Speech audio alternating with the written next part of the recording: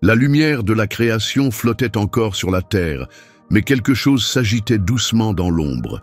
La terre restait parfaite, intacte. L'homme marchait aux côtés du Tout-Puissant, mais un seul murmure, une seule décision, changea tout à jamais. Quand l'homme tomba, le monde entier tomba avec lui. Les êtres célestes rompirent leurs promesses, des géants écrasèrent l'humanité, le mal se répandit comme un feu dévorant, et la terre gémit sous le poids des fautes. Alors Dieu parla, et quand sa voix se fit entendre, toute la création trembla. Voici le récit d'un temps avant le grand déluge, quand presque tout fut anéanti. Au commencement, la terre débordait d'une merveille inimaginable. La douleur, la violence et la mort étaient inconnues dans cette création neuve. Des sommets majestueux touchaient le ciel, les océans dansaient avec la brise et les cieux semblaient vibrer de chants. Les créatures vivaient en paix et le vent du jardin portait le souffle de l'éternité. Dieu marchait aux côtés de l'homme, c'était le début de toute chose. Adam levait les yeux, émerveillé par la lumière dorée filtrant à travers les arbres d'Éden. Le cœur d'Ève débordait en voyant les animaux l'entourer sans crainte. « Tout cela nous a été confié », murmura-t-elle, les yeux brillants. Adam répondit doucement, « Nous n'avons pas seulement été créés, nous avons été chéris. » Mais alors, un son étrange se glissa parmi les feuilles. Une voix pleine de doute. Le serpent, luisant et gracieux, apporta la première idée de se détourner. Puis vint l'instant du choix. Et ce choix mena à leur chute. Éden, autrefois leur demeure, ne devint plus qu'un souvenir qui s'effaçait. Le cœur lourd, Adam et Ève quittèrent le jardin, chargés de honte et de douleur. Une épée flamboyante se dressait à la porte, séparant le ciel de la terre. Et quand Ève mit au monde son premier fils, Caïn, ses yeux se remplirent de larmes et son corps de douleur. C'était la naissance de l'humanité et de la souffrance. Caïn grandit en homme solitaire, fier et distant. Son frère Abel était doux et fidèle. « J'apporterai mon plus bel agneau au Seigneur », déclara Abel. Caïn répondit froidement, « Les fruits que je cultive sont tout aussi dignes. » Mais quand Dieu accueillit l'offrande d'Abel et rejeta celle de Caïn, la jalousie s'enracina et le champ devint le lieu de la mort. La terre résonna du cri de l'innocent, et Dieu détourna son regard pour un temps. Caïn, désormais marqué et errant, s'éloigna des pleurs de sa mère et du silence de son père.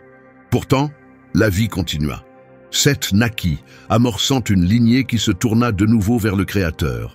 Les hommes vécurent longtemps. Naissance et mort se succédaient comme la marée dans l'océan des âges. Le savoir grandissait, on construisait des abris, les animaux étaient apprivoisés, le métal se façonnait par le feu.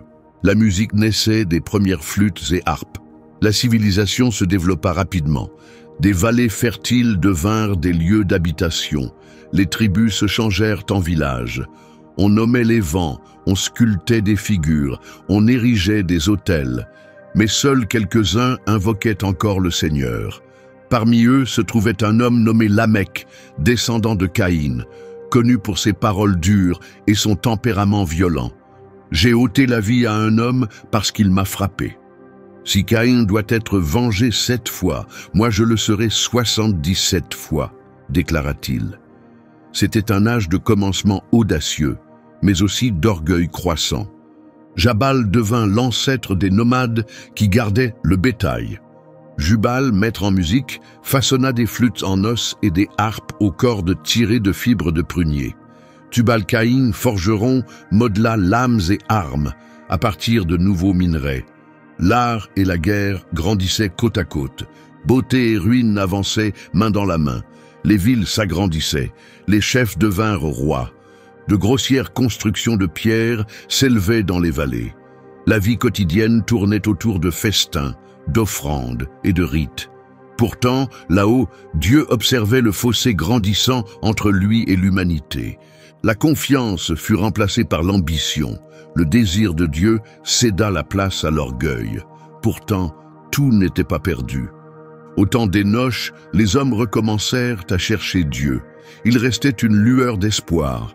Même si le mal se répandait, certains s'accrochaient à la foi, comme des braises brillantes au cœur de la nuit. Mais la création sentait déjà le poids de la rébellion humaine. Les arbres ne luisaient plus autant, le ciel s'assombrissait, les animaux se faisaient plus méfiants, et la terre s'agitait avec inquiétude. Puis vinrent les rumeurs. De vieilles histoires parlaient d'êtres célestes visitant le monde, les veilleurs. Leur présence éveillait à la fois admiration et trouble. Les hommes les voyaient comme divins, les femmes les admiraient, et beaucoup les appelaient héros. Leur venue changea tout. Ils descendirent d'en haut, bien que leur nom ne soit pas connu. Leur regard se tourna vers le monde d'en bas. Ces veilleurs, anges envoyés pour veiller sur l'humanité, dépassèrent leur mission. Les filles des hommes sont si belles. Ils se murmurèrent ces mots, entourés d'une lumière désormais embrasée de désir. Au sommet du mont Hermon, ils prirent un accord. 200 d'entre eux jurèrent de ne pas revenir avant d'avoir pris des épouses mortelles. Et ils descendirent, les hommes les accueillirent comme des êtres divins. Leurs vêtements brillaient d'un éclat éclatant. Leur voix roulait comme un doux tonnerre, leur regard atteignait le cœur. Les femmes étaient attirées vers eux. Les hommes étaient remplis de crainte. Les enfants nés de ces unions n'étaient pas ordinaires. Ils grandissaient grands, puissants et orgueilleux. On les appelait les Néphilim, géants, guerriers célèbres, premiers souverains. Les villes érigèrent des monuments en leur honneur. Leurs noms étaient prononcés avec un mélange d'admiration et de terreur. Pourtant, quelque chose semblait anormal. Ils ne vieillissaient pas comme les mortels. Leur faim n'avait pas de limite. D'abord, ils dévoraient les récoltes, puis le bétail. Quand les provisions manquèrent, ils se mirent à dévorer les hommes. Les terres fertiles devinrent des zones d'esclavage. Les Néphilim exigeaient des sacrifices de sang. Les veilleurs, désormais déchus, transmirent des savoirs interdits. Sorcellerie, lecture des astres, enchantement, manipulation génétique, hallucinogènes et armes. L'obscurité rampait à travers les cieux. Azazel, l'un de leurs chefs, montra aux hommes comment forger des armes, lames, boucliers et armures. Il apprit aux femmes l'usage des cosmétiques, des charmes de séduction et l'art d'invoquer les forces de la nature. Le savoir devint pouvoir, et le pouvoir mena à la domination. La guerre devint un acte sacré. Le désir se transforma en culte. Le sang couvrait les pierres comme du vin qui coule. Au milieu de ce monde en décomposition, une étrange nouvelle espèce apparut. Des hybrides, formes difformes, créatures mêlant l'homme et l'animal. Serpents ailés, êtres aux yeux de feu et à la peau dure comme le métal. Des femmes dont la voix pouvait briser la raison. La création se disloquait. Les cieux observaient en silence. Mais tous ne restèrent pas muets. Un homme marchait encore avec Dieu. Il s'appelait Enoch. Descendant de Seth, il refusait la corruption du monde. Sa vision perçait l'invisible, son sommeil apportait des révélations.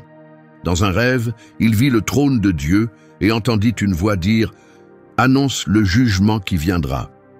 Enoch se tint parmi la foule et déclara « Le Très-Haut voit tout, rien n'échappe à son regard ». Les veilleurs répondront de leurs actes, les géants tomberont, un déluge recouvrira la terre comme jamais auparavant. Mais on se moqua de lui, on méprisa ses avertissements et on tenta de le faire taire. Enoch, pourtant, resta ferme. Il grava chaque mot sur des pierres et des rouleaux de peau. Ses écrits parlaient de portails, de royaumes cosmiques, d'armées célestes et du jour où le jugement final arriverait. Puis, un jour, Enoch disparut. On ne le vit plus parmi les hommes. On disait que Dieu l'avait enlevé pour lui-même. Avec Enoch parti, le monde devint encore plus sombre. Les veilleurs, libres de leurs actes, poursuivirent leurs œuvres. Les forêts commencèrent à mourir, la terre trembla sous le poids, les étoiles pâlirent dans le ciel, la nature criait sous la douleur de la corruption. Sa plainte monta jusqu'au ciel, et le Tout-Puissant appela ses messagers saints. Cela doit cesser maintenant. Les veilleurs seront enchaînés, leur descendance sera détruite, le monde sera purifié. L'archange Uriel fut envoyé à Enoch, désormais dans le royaume d'en haut, pour consigner la sentence des déchus. Michel, Raphaël et Gabriel se préparèrent à exécuter le jugement. Mais le mal continuait de se répandre sur la terre. Les hommes commencèrent à bâtir des tours pour percer le ciel. Les mères livraient leurs enfants aux Néphilim dans de sombres rituels. Le sang des innocents souillait la terre et criait vengeance. Tandis que les veilleurs enseignaient à dominer la nature, la planète était engloutie par les sorts, la cruauté et l'ombre. Les nuits étaient remplies de bruits étranges. Dans la brise, on entendait des plaintes. Des fissures s'ouvraient dans le sol. Le ciel s'embrasait, des éclairs jaillissaient sans bruit. C'était comme si la création elle-même le ressentait. Quelque chose approchait, quelque chose de terrible. Une sentence annoncée depuis longtemps. Pourtant, même dans la ruine, une lignée subsistait. Les descendants de Seth, bien que peu nombreux et épuisés, gardaient la vérité du Créateur. Ils priaient, se souvenaient et enseignaient à leurs enfants que tout n'était pas perdu.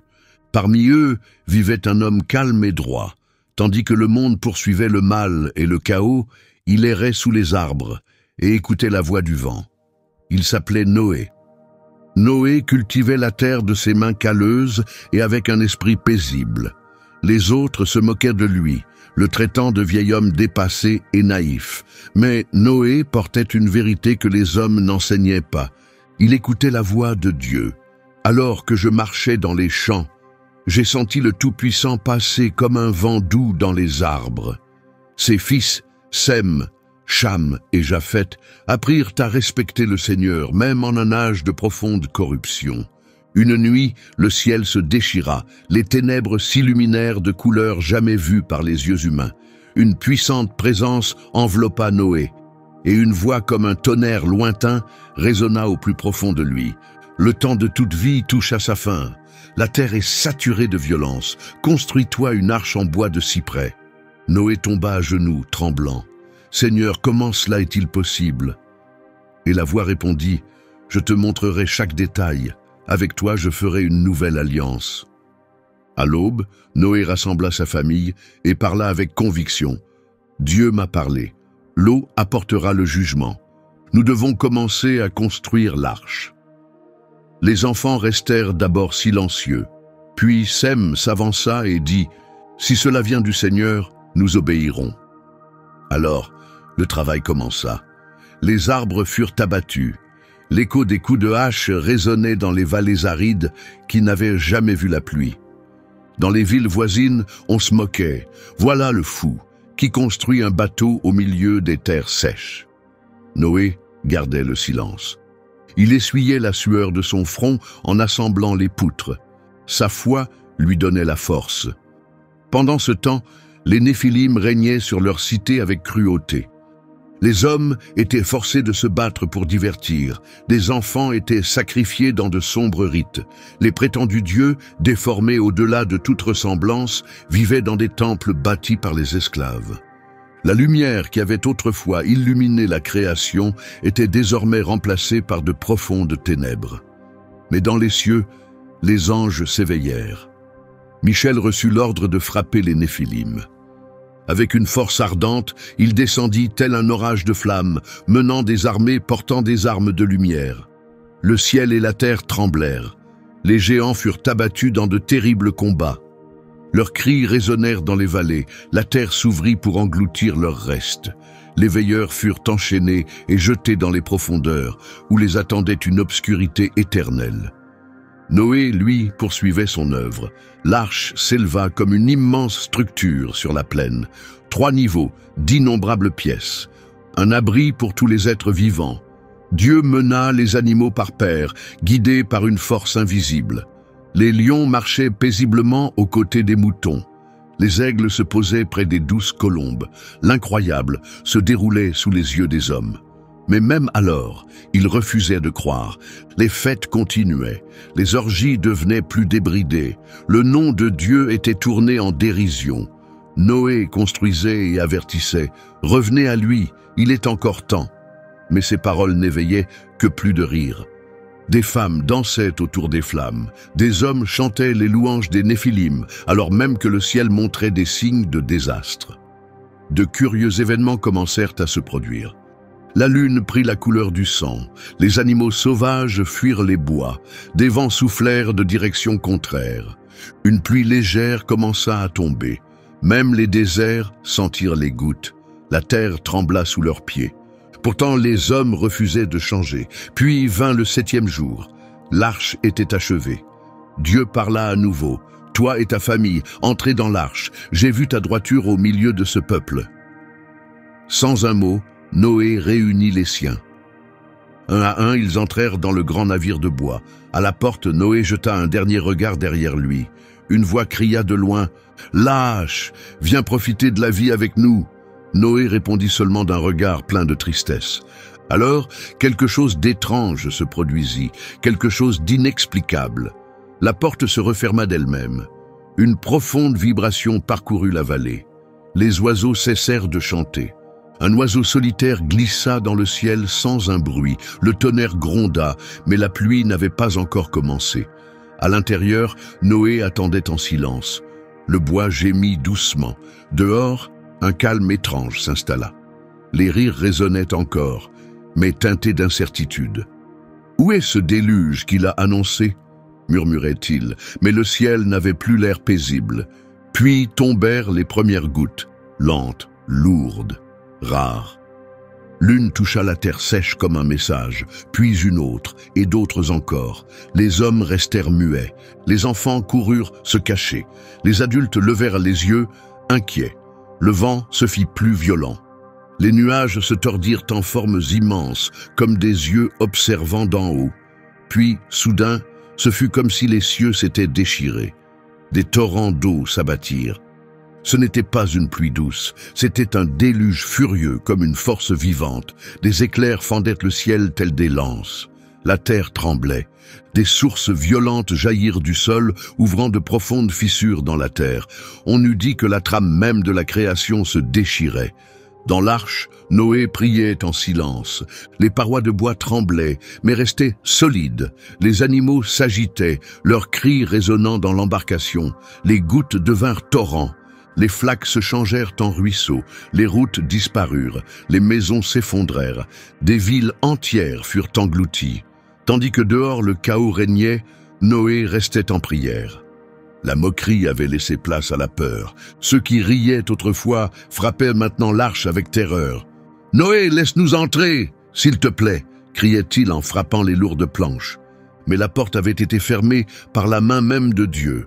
Personne ne pouvait l'ouvrir. « Nous croyons maintenant, pardonne-nous !» Mais il était trop tard. Les eaux montaient sans pitié. Les arbres anciens se brisaient comme des brindilles. Les monuments élevés pour les Néphilim tombaient comme des jouets. Même les montagnes commençaient à disparaître sous le poids écrasant du déluge. Les cris humains se mêlaient au tonnerre des vagues et à la fureur du jugement. Les géants, autrefois vénérés comme des dieux, tentaient de résister. Ils frappaient l'eau de leurs poings énormes, mais en vain. L'un d'eux hurla de rage « Nous ne pouvons pas mourir !» Avant d'être englouti par la mer, sa voix à jamais éteinte. Les autels des veilleurs furent arrachés du sol. Les idoles se brisèrent, les symboles disparurent. Toute leur sagesse interdite, leurs désirs et leurs rituels sombres furent engloutis sous les eaux. La terre était purifiée avec colère et douleur. La justice de Dieu, ignorée depuis des générations, arrivait comme une tempête déchaînée. À l'intérieur de l'arche, Noé serrait son épouse. Cham tenait fermement l'épaule de Japheth. Sem levait les yeux et murmurait « Père, Dieu a tenu sa promesse. » Noé répondit d'une voix lourde « Oui, mais mon cœur pleure pour eux. » Dehors, le fracas de la destruction était assourdissant. Pendant 40 jours et 40 nuits, la pluie ne cessa pas. Chaque lever de soleil, les eaux montaient plus haut. Chaque nuit, l'obscurité s'épaississait.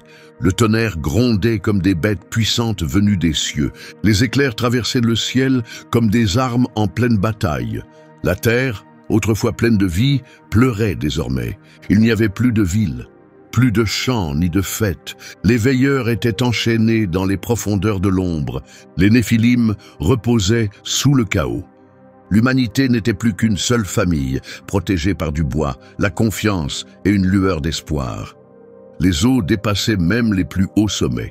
Ararat, le Sinaï, toutes les montagnes avaient disparu sous les vagues et le monde était devenu silencieux. Plus de cris, plus de combats. Seulement le murmure du vent, le rythme de la pluie et l'arche dérivant seule sur une eau sans fin. À l'intérieur, les jours se confondaient avec les nuits. Les sons des animaux résonnaient dans les couloirs de bois, mais entre les hommes, le silence parlait plus fort, le temps semblait figé. « Crois-tu que quelqu'un d'autre ait survécu » demanda doucement Cham. Noé répondit « Personne ». Une larme glissa sur sa joue. À la surface du déluge flottaient des arbres brisés, des vêtements et des débris de maisons. C'était un cimetière du monde d'avant. Ce qui régnait autrefois sur la terre n'était plus que ruines. Les aigles ne volaient plus, les bêtes sauvages avaient disparu, l'orgueil humain était éteint. Pourtant Dieu se souvenait de sa parole. Au-dessus de la tempête, une lumière brillait encore. Les anges observaient l'arche avec respect. En elle, il y avait plus que la vie. Il y avait le commencement d'une ère nouvelle. Les eaux commencèrent à s'apaiser. Le rugissement de la tempête devint un souffle léger, le tonnerre s'éteignit, les nuages se levèrent peu à peu, et au loin le soleil perça la brume. C'était la première lumière qu'ils voyaient depuis des jours. Bien que submergée, la terre demeurait. L'arche dérivait lentement, témoin entre deux âges. L'ancien monde avait disparu dans le jugement. Désormais, quelque chose de nouveau émergeait des eaux. Mais il fallait attendre. Le soleil, pâle et timide, revint sur un monde silencieux où l'arche de Noé flottait sur l'abîme. Enveloppé de silence et d'embrun, Noé s'accrochait à sa foi tandis que les semaines devenaient des mois. Quand le ciel s'éclaircit et que la pluie cessa, un vent frais traversa l'arche. Noé relâcha un corbeau, puis il envoya une colombe. Elle revint avec une feuille d'olivier, signe de paix. Le cœur rempli d'émerveillement, Noé rendit grâce à Dieu. Les eaux continuaient de baisser, les montagnes réapparurent, et l'arche reprit sa dérive. Enfin, elle s'immobilisa sur le mont Ararat. Alors le Seigneur parla, « Sors de l'arche et redonne vie. » La porte s'ouvrit grand, et la lumière entra comme une bénédiction douce. Les animaux sortirent, libres à nouveau. Noé posa le pied sur la terre ferme et sans un mot construisit un autel pour le Dieu qui apporte à la fois jugement et renouveau. Le parfum de son offrande monta jusqu'aux cieux et Dieu fut touché. « Plus jamais je n'anéantirai tous les êtres vivants, déclara-t-il. Tant que la terre durera, semailles et moissons ne cesseront pas. » En signe de ce serment, un arc-en-ciel s'étira dans le ciel. Japheth leva les yeux et demanda « Est-ce une promesse ?» « Oui, » répondit Noé, « entre le ciel et la terre. » Bien que meurtrie, la terre recommença à fleurir. Des pousses jaillirent du sol humide, les oiseaux chantèrent à nouveau, les rivières suivirent de nouveaux cours. La vie revenait. Les fils de Noé se mirent au travail, tandis que leurs femmes cueillaient herbes et racines. Les nuits froides étaient désormais remplies d'histoire et d'espoir. Noé savait que l'ombre demeurait encore dans le cœur humain. Mais il croyait que la miséricorde de Dieu était plus grande.